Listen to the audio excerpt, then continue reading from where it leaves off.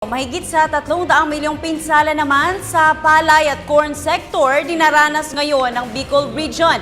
Pagtatanim naman ng root crops at mga legumes pinatutupad ng Department of Agriculture. Yan ang balitang ihahatid naman sa atin ng aming kasama si Grace Rifama Simando ng Radyo ng Bayan Naga. Grace, marahay na hapon.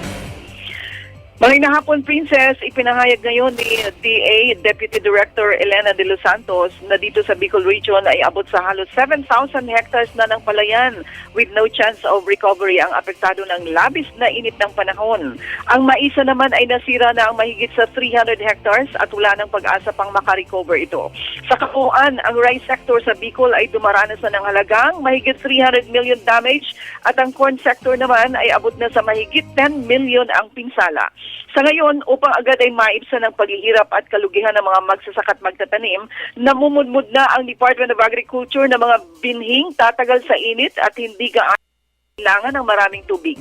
Mas pinaparami na rin ngayon ang pagtatanim ng mga root crops at munggo upang mabilis na masalo ang supply ng pagkain sa lalawigan. Tinitiyak ng Department of Agriculture na marami mga shallow tube wells ang nagagamit ngayon ng mga magsasaka at siyang tumutugon sa water demand sa mga sakahan. Radyo ng Bayan Naga, Grace Rifama Simando para sa Telebisyon ng Bayan.